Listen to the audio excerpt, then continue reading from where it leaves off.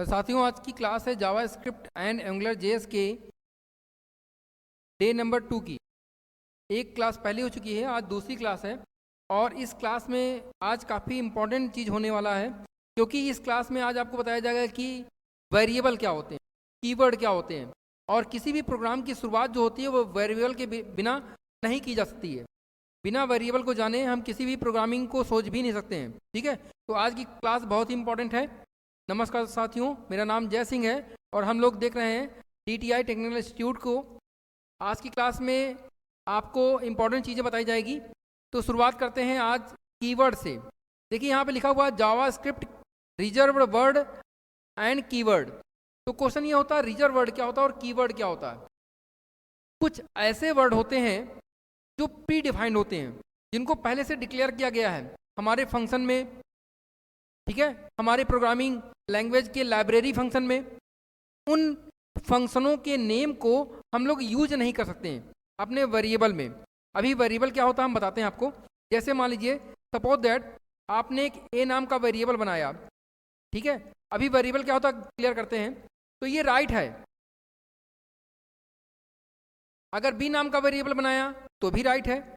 लेकिन देखिए जैसे यहाँ पे लिखा गया है, अगर इसमें लिखा गया है break, character, byte, case, do, for, ये सब कीवर्ड हैं या रिजर्व वर्ड है। अगर आपने गलती से भी मिस्टेक से लिख दिया टू इक्वल टू, ये आपका जो वर्ड है ये रिजर्व वर्ड है, तो ये वेरिएबल नहीं हो सकता है। तो इसीलिए बताया गया है कि जावा स्क्रिप्ट में बहुत सारे रिजर्व वर्ड होते हैं या कीवर्ड होते हैं।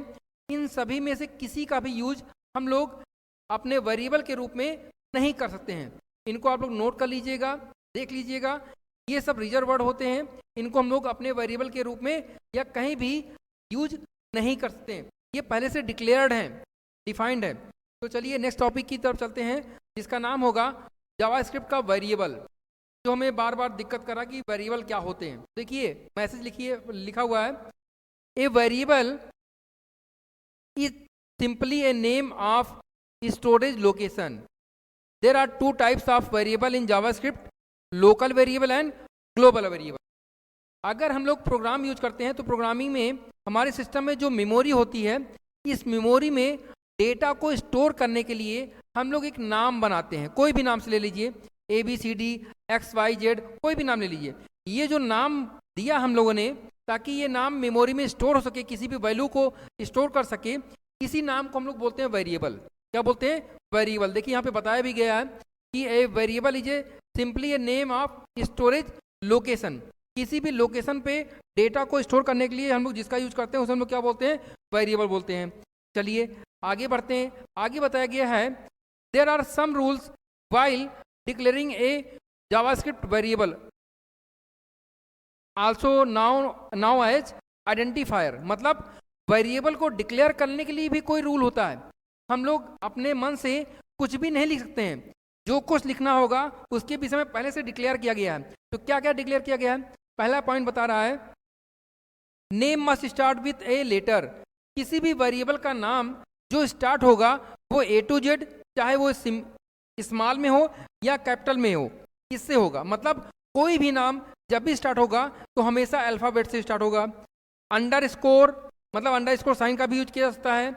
और डॉलर साइन, मतलब किसी भी लेटर को अगर हमें स्टार्ट करना है तो अल्फाबेट से या फिर अंडरस्कोर साइन से या फिर डॉलर साइन के द्वारा हम लोग किसी अन्य के द्वारा स्टार्ट नहीं कर सकते हैं। फिर दूसरी बात बताया गया, दूसरा पॉइंट बताया गया है कि after first letter we can use digits. अगर आपने अल्फाबेट का कोई एक वर्ड लिख दिया है तो उसके बाद आप डिजिट का यूज कर सकते हैं। और वो डिजिट कहाँ से? 0 से लेकर के 9 तक का यूज किया जा सकता है। जैसे यहाँ पे एग्जांपल में बताया गया है वैल्यू 1, ये सही है। फिर बताया गया है JavaScript variable are case sensitive. Case sensitive का मतलब होता है कि अगर आपने कोई वेरिएबल लिया एक्स में, लेकिन एक्स स्मॉल में लिखा हुआ है और आपने एक्सेस किया उसको कैपिटल एक्स में, तो ये एक्सेस नहीं होगा, क्योंकि आपने डिक्लेयर किया था स्मॉल एक्स में और एक्सेस करना है कैपिटल में। तो इसी को बोलते हैं केस सेंसिटिव। अगर आपने स्मॉल में डिक्लेयर किया है तो स्मॉल में, अगर आपने कैपिटल में डिक्लेयर किया है तो कैपिटल में उसको आपको एक्सेस करना पड़ेगा। चलिए समझते हैं थोड़ा सा वेरिएबल के विषय में। देखिए वेरिएबल के विषय में बताया गया है कि कोई भी वेरिएबल स्टार्ट होगा तो वो किससे स्टार्ट होगा, अल्फ़ाबेट से। तो यहाँ पे वेरिएबल का नाम क्या है, ए, ये सही वेरिएबल है। अगर मैंने डिक्लेयर कर दिया A1 इक्वल टू 10, ये भी सही वेरिएबल है, डिक्लेरेशन सही है। अगर मैंने लिखा यहाँ पे A_1, ये भी वेरिएबल सही है, इसमें जो भी वैल्यू स्टोर करना हो स्टोर कर सकते हैं। लेकिन अगर मैंने लिखा यहाँ पे 1A, तो ये डिक्लेरेशन हमारा गलत हो जाएगा। किसी भी वेरिएबल को हम लोग अल्फा न्यूमेरिक के अलावा न्यूमेरिक वर्ड से स्टार्ट नहीं कर सकते हैं। अगर हम लोग कोई भी वेरिएबल देते हैं, जैसे मैंने यहाँ पे लिखा ABC और AB के बाद C में स्पेस दे दिया, तो ये भी वेरिएबल क्या हो जाएगा, गलत हो जाएगा। अगर हमें कहीं पे स्पेस देना है तो उसके लिए हम लोग चाहें तो अंडरस्कोर साइन का यूज कर सकते हैं। मतलब वेरिएबल कभी भी स्पेस एक्सेप्ट नहीं कर सकता। इसके साथ ही साथ अगर मैंने लिखा हुआ है वेरिएबल में A इक्वल टू 10, अगर उसको हम लोग एक्सेस करेंगे A से, तो इन दोनों में डिफरेंस होगा। क्यों? क्योंकि कैपिटल A का आस्काई वैल्यू दूसरी होती है और स्मॉल a की आस्काई वैल्यू दूसरी होती है। और जो जावा स्क्रिप्ट होता है वो केस सेंसिटिव होता है, स्मॉल का मतलब अलग समझेगा और कैपिटल का मतलब अलग समझेगा। ध्यान रखिएगा, जावा स्क्रिप्ट केस सेंसिटिव होता है। इसमें कभी भी अगर आप स्मॉल लेटर में वेरिएबल दिए हैं तो स्मॉल लेटर का यूज करिएगा, कैपिटल लेटर का वेरिएबल दिए हैं तो कैपिटल लेटर का यूज करेंगे। ये जब हम लोग प्रोग्रामिंग करेंगे ना तो एकदम से ऑटोमेटिक समझ में आ जाएगा। तो चलिए आगे नेक्स्ट चलते हैं हम लोग। नेक्स्ट बताया गया है करेक्ट जावास्क्रिप्ट वेरिएबल्स। यहाँ पर लिखा गया VAR equal to 10, VAR equal to bit2, value equal to bit2। तो चलिए इसको समझ लेते हैं एक बार हम लोग। देखिए मैंने आपको पहले भी बताया था कि जावा स्क्रिप्ट को यूज करने के लिए मिनिमम दो चीज़ की रिक्वायरमेंट होगी, एक होगा ब्राउजर और दूसरा होगा टेक्स्ट एडिटर। तो यहाँ पे हम लोगों ने जो टेक्स्ट एडिटर यूज किया है वो है सबलाइन, और एक ब्राउजर है जिसे हम लोग बोलते हैं माइक्रोसॉफ्ट का एज होता है, वो ब्राउजर हम लोग यूज कर रहे हैं। ठीक है, तो ये देखिए ये मेरी कोडिंग है जो हम लोगों ने HTML में पढ़ा था। इसमें डक टाइप है, हेड है, टाइटल है, हेड को क्लोज किया गया है, बॉडी को क्लोज किया गया है, ठीक है, और HTML को क्लोज किया गया है। इसके अलावा यहाँ पे और कुछ नहीं लिखा गया है। और इसका जो आउटपुट देखा गया है, आउटपुट में देखिए अगर, तो आउटपुट में भी हम लोगों को ब्लैंक स्पेस दिखाई दे रहा, कुछ दिखाई नहीं दे रहा। तो चलिए हम लोग वेरिएबल को डिक्लेयर करते हैं। कैसे वेरिएबल को डिक्लेयर किया जाता है इसी को समझते हैं हम लोग। जब भी हम लोग वेरिएबल को डिक्लेयर करेंगे तो वेरिएबल को डिक्लेयर करने के लिए हमें पहले जो बॉडी होता है, बॉडी के अंदर हम लोगों को लिखना पड़ेगा स्क्रिप्ट। अगर हम लोग स्क्रिप्ट यूज कर रहे हैं तो जावा स्क्रिप्ट करने के लिए स्क्रिप्ट लिखना कंपल्सरी होता है। स्क्रिप्ट मैंने लिखा, इसका मतलब है कि हम लोग जावा स्क्रिप्ट का यूज करने जा रहे हैं। इसके बाद में यहाँ पे हम लोग लिखेंगे VAR इक्वल टू A10, और फिर यहाँ पे लिखा मैंने VAR B इक्वल टू 20। यहाँ पे देखा जाए अगर तो जो A है ये वेरिएबल का नाम है, ये वेरिएबल का नाम है, B वेरिएबल का नाम है। A में 10 वैल्यू स्टोर है और B में 20 वैल्यू स्टोर है। अगर इसे डिस्प्ले करना होगा तो यहाँ पे लिखना पड़ता है डॉक्यूमेंट डॉट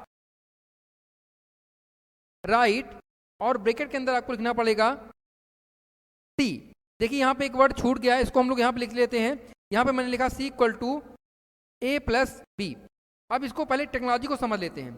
यहाँ पे 3 वेरिएबल लिए गए हैं। एक वेरिएबल का नाम A है जिसमें 10 वैल्यू स्टोर है, दूसरे वेरिएबल का नाम B है जिसमें 20 वैल्यू स्टोर है, तीसरे वेरिएबल का नाम C है जिसमें A+B की वैल्यू स्टोर है।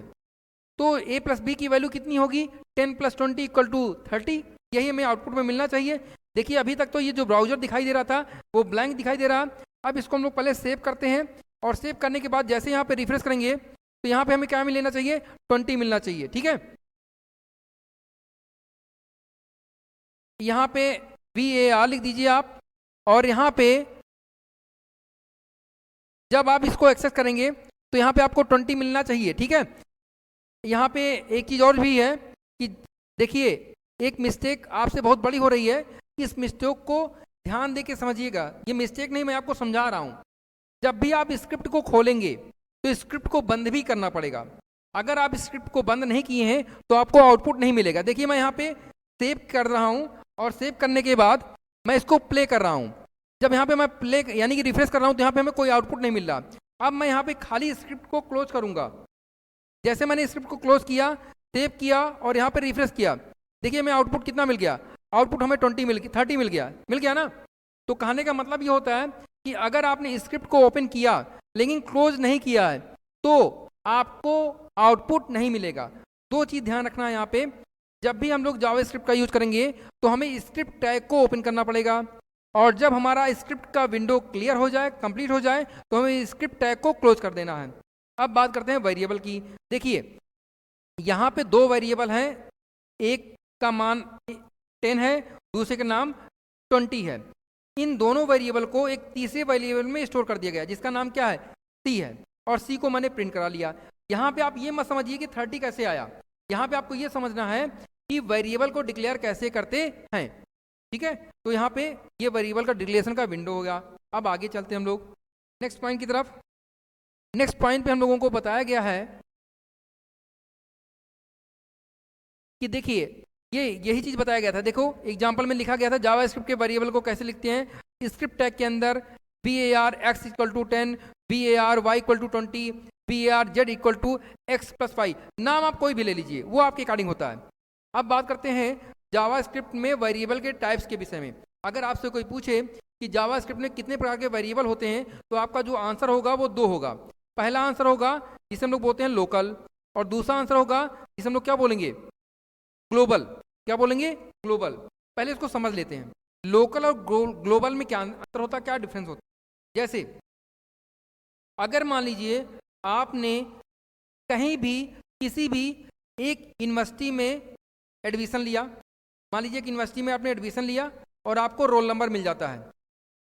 एक दूसरी यूनिवर्सिटी है, क्या इसी रोल नंबर से, ये दूसरी यूनिवर्सिटी है, क्या इसी रोल नंबर से आप दूसरी यूनिवर्सिटी में पढ़ सकते हैं, क्या नहीं पढ़ सकते।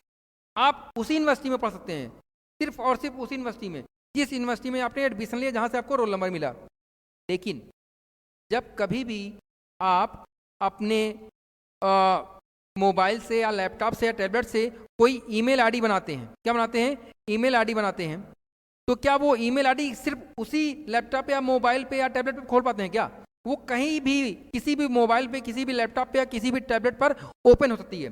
तो वो जो आईडी कही जाएगी वो क्या कही जाएगी, ग्लोबल कही जाएगी। इसका मतलब क्या होगा, जो हमारा लोकल वेरिएबल होगा वो वेरिएबल सिर्फ फंक्शन के अंदर काम करेगा, फंक्शन के बाहर उसकी कोई वैल्यू नहीं होगी, और जो हमारा ग्लोबल होगा वो फंक्शन के अंदर या फंक्शन के बाहर कहीं भी उसका यूज किया जा सकता है। तो चलिए समझते हैं। देखिए लोकल वेरिएबल में बताया गया है, a JavaScript local variable is declared code block, function body, loop body. मतलब ये डिक्लेयर कहाँ किए जाएंगे, कोड के ब्लॉक में, फंक्शन की बॉडी में, या फिर लूप के बॉडी में। ठीक है, it is accessible with in the body और ब्लॉक ओनली।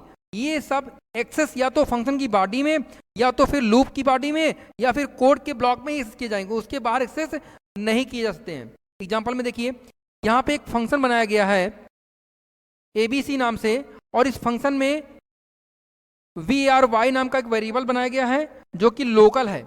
इसको हम लोग एक्सेस खाली यहीं पे कर सकते हैं, ग्लोबल इसको एक्सेस नहीं किया जा सकता है। एक एग्जांपल और भी दिखाया गया है कंडीशन के साथ में, इसको भी देख लीजिएगा आप लोग।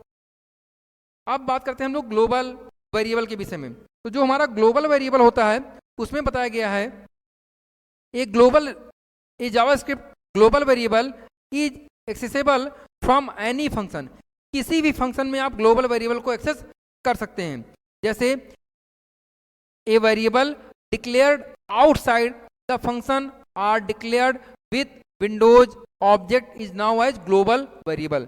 मतलब ग्लोबल वेरिएबल वो वेरिएबल होता है जो कि फंक्शन के बाहर, ठीक है, किसी भी ऑब्जेक्ट में डिक्लेयर किया जा सकता है, किसी भी जगह पर डिक्लेयर किया जा सकता है, उसे हम लोग क्या बोलते हैं, ग्लोबल वेरिएबल बोलते हैं। तो चलिए देखते हैं इसको डिक्लेयर कैसे करते हैं और इसको यूज कैसे करते हैं। तो चलिए हम लोग देखते हैं ग्लोबल वेरिएबल को कैसे डिक्लेयर किया जाता है। ठीक है, तो चलिए थोड़ी सी स्क्रीन बड़ी कर लेते हैं ताकि आपको समझ में आए। यहाँ पे मैं इसको मिटा दे रहा हूँ और स्क्रिप्ट टैग के अंदर में यूज करने चल रहे हैं हम लोग ग्लोबल वेरिएबल के विषय में। तो ग्लोबल वेरिएबल के विषय में सबसे पहले हमें लिखना पड़ता है कुछ, हमने लिखा है यहाँ पे var var लिखने के बाद वेरिएबल है, वेरिएबल का नाम दिया हमने डेमो, इक्वल टू कर दिया यहाँ पे 10, या आप जो भी वैल्यू देना चाहें अपने अकॉर्डिंग सेट कर सकते हैं कोई भी वैल्यू। ये जो वेरिएबल होगा ये आपका ग्लोबल वेरिएबल है, ध्यान रखिएगा। फिर हमने यहाँ पे लिखा एक फंक्शन, फंक्शन के बाद ये फंक्शन कीवर्ड है, फंक्शन के बाद आपको कोई फंक्शन देना पड़ेगा। मैंने फंक्शन का नाम लिखा ए, और मैंने इसको करली ब्रैकेट फिर लगाएंगे। उसके बाद में लिखा मैंने यहाँ पे डॉक्यूमेंट डॉट राइट, इसके बाद में मैंने डेमो को एक्सेस कर लिया, DEMO लिख दिया, डेमो मेरा क्या हो गया, एक्सेस हो जाएगा, ठीक है। इसके बाद सेमी कॉलन और फिर करली ब्रैकेट क्लोज हो जाएगा। नेक्स्ट अगर हम लोग चाहें दूसरा फंक्शन बनाना तो दूसरा फंक्शन भी बना सकते हैं, थोड़ा सा ऊपर कर लें ताकि आपको दिखाई दे। इसके बाद में मैंने यहाँ लिखा फंक्शन, फंक्शन का दूसरे फंक्शन का नाम मैंने लिख दिया यहाँ पे p,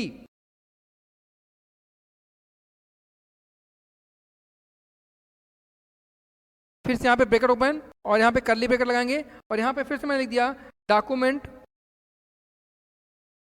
डॉट राइट, ब्रैकेट के अंदर मैंने डेमो को कॉल कर लिया, ठीक है, डेमो को मैंने कॉल कर लिया। इसके बाद में देखिए यहाँ पे आपको लिखना पड़ेगा जिस फंक्शन का नाम दिया था उस फंक्शन का नाम, bracket open and bracket close, और फिर से दूसरे फंक्शन को नाम bracket open and bracket close. ये फंक्शन को कॉलिंग बोला जाता है, इसके द्वारा फंक्शन को क्या किया जाता है, कॉल किया जाता है। ये मैंने फंक्शन को कॉल किया, इसको मैंने सेव किया, और सेव करने के बाद जब हम लोग अपने ब्राउजर को ऑन करेंगे, यहाँ पे रिफ्रेश करेंगे, तो देखिए यहाँ पे आंसर कितना आ गया, आंसर आ रहा 10 और 10। 10 और 10 क्यों आ रहा है इसको समझिए आप। देखिए यहाँ पे हमने लिखा हुआ है डेमो की वैल्यू कितनी है, 10 है, और 10 के बाद में इस वैल्यू में हम लोगों ने यहाँ पे एक फंक्शन बनाया है ए नाम से, और दूसरा फंक्शन बनाया किस नाम से, पी नाम से बनाया गया है। ये जो मैटर लिखा गया डॉक्यूमेंट डॉट राइट डेमो, ये किसी भी मैसेज को प्रिंट कराने के लिए होता है, डिस्प्ले के लिए होता है। इसकी चर्चा हम लोग आगे क्लास में करेंगे, अभी खाली इतना समझेंगे कि ग्लोबल वेरिएबल क्या होता है। देखिए यहाँ पे जो फंक्शन बनाया गया है ए नाम से, ये हमारे डेमो, ये हमारे जो फंक्शन है इसके अंदर जो डेमो वैल्यू दी गई है ये फंक्शन के बाहर है, और एक फंक्शन ए नाम से दूसरा फंक्शन बी नाम से, दोनों में इस वैल्यू को कॉल किया जा रहा है, और दोनों में ये वैल्यू क्या हो रही है, कॉल हो रही है और डिस्प्ले हो रही है। इसीलिए हमें 10 मैसेज दिखाई दे रहा 2 बार। अगर मैं यहाँ पे 20 लिख दूंगा तो यहाँ पे हमें जो मैसेज मिलेगा वो किसका मिलेगा, 20 का मिलेगा। देखिए देखते हैं हम लोग, यहाँ पे देखिए मैंने रिफ्रेश किया तो यहाँ पे हमें कितना मिल गया, 20 2 बार मिल गया। अगर हम लोग यहाँ पे खाली एक बार एक्सेस करें तो हमें कितनी बार 20 मिलेगा। मैंने इसको सेव किया और रिफ्रेश किया तो हमें 20 कितनी बार मिलेगा, एक बार मिलना चाहिए। देखिए ए की वैल्यू है, एक बार दिखाई दे रहा है, बी हमने एक्सेस नहीं किया, बनाया है तो बी हमें दिखाई नहीं देगा, यानी कि हमें बनाना भी पड़ता है और उसको क्या करना पड़ता है, एक्सेस भी करना पड़ता है। तो इस तरह से हम लोगों का तैयार हुआ जावास्क्रिप्ट के वेरिएबल। मोटी मोटी बातें क्या है इसको एक बार फिर से हम लोग रिकॉल कर लेते हैं। चलिए, पहली बात तो ये कि जावास्क्रिप्ट में कुछ कीवर्ड होते हैं जो कि रिजर्व वर्ड होते हैं। इन रिजर्व वर्डों को हम लोग अपने वेरिएबल में यूज नहीं कर सकते हैं। जैसे लिखा हुआ है फॉल्स, फाइनल, INT, इन, ये सब हमारे रिजर्व वर्ड या कीवर्ड होते हैं। फिर नेक्स्ट पॉइंट क्या है, नेक्स्ट पॉइंट बताया गया था हम लोगों को वेरिएबल के विषय में। वेरिएबल क्या होते हैं, मेमोरी में डेटा को स्टोर करने के लिए हम लोग क्या बनाते हैं, वेरिएबल बनाते हैं। वेरिएबल को डिक्लेयर करने के लिए कुछ शर्तें होती हैं। पहली शर्त थी कि वेरिएबल कोई भी बनाएंगे, जो भी वेरिएबल बनेगा उसका नाम जो होगा स्टार्टिंग में अल्फ़ाबेट से होगा, चाहे वो स्मॉल लेटर में हो चाहे तो कैपिटल लेटर में हो। दूसरी शर्त ये थी कि जब भी कोई वेरिएबल बनाएंगे, वेरिएबल के बाद में, नाम के बाद में हम लोग डिजिट का यूज कर सकते हैं। अगर हमें स्पेस यूज करना होगा तो अंडरस्कोर साइन का यूज किया जा सकता है। और जो इम्पोर्टेंट बात है कि वेरिएबल का नाम जो होता है वो केस सेंसिटिव होता है, ठीक है। अगर स्मॉल लेटर में लिखा गया है तो स्मॉल में एक्सेस करेंगे, कैपिटल में लिखा गया है तो कैपिटल में एक्सेस करेंगे। फिर ये था कि वेरिएबल को कैसे डिक्लेयर किया जाएगा। वेरिएबल को डिक्लेयर किया जाता है वैर की के द्वारा। ये भी चर्चा हम लोग आगे करेंगे, जैसे x = 10, ठीक है। नेक्स्ट बताया गया था एग्जाम्पल में, ये एग्जाम्पल आपको समझाया भी गया था। फिर वेरिएबल कितने प्रकार के होते हैं, तो वेरिएबल 2 होते हैं, एक होता है लोकल और एक होता है ग्लोबल।